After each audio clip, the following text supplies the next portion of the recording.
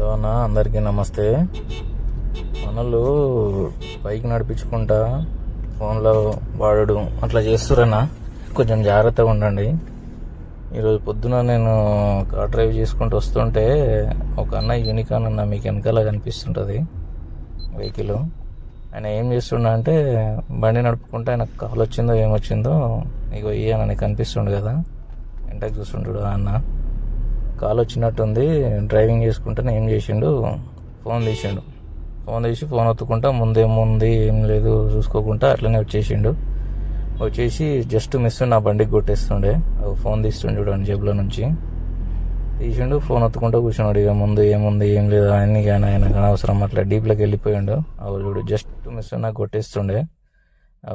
చూస్తురా, just ఒక్క second తేడా అయిన ఉంటే నాకు కొట్టేస్తుండే, మూతి పనులు ఆయన రాలిపోతుండే.